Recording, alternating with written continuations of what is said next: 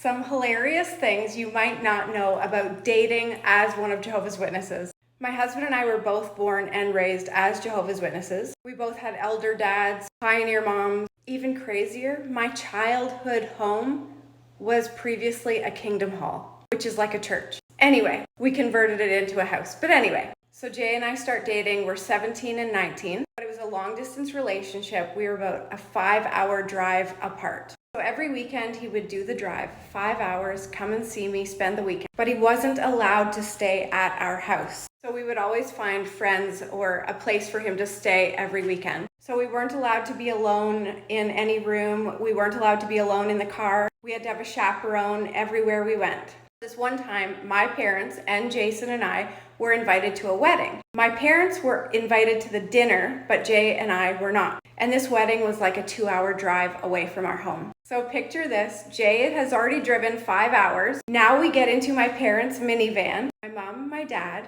us, and our chaperone, Kenny. So we do the drive up to the wedding. My parents go to the dinner.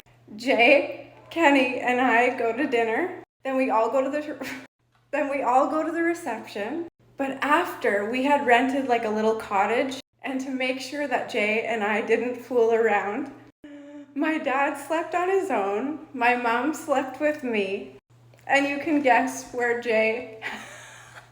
poor Jay had to sleep with Kenny.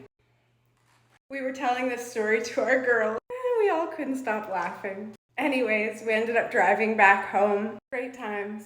This is the kind of stuff that is normal in the Jehovah's Witness religion. No matter what age you are, how long you've been dating, you can hold hands, a little peck on the cheek, but nothing more than that. No touching.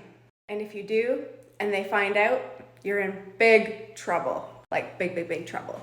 Most likely you're disfellowship trouble, like disowned, shunned. Good times.